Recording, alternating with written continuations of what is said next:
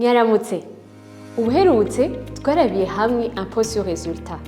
Uyu munsi naho turabire hamwe icarico état financier.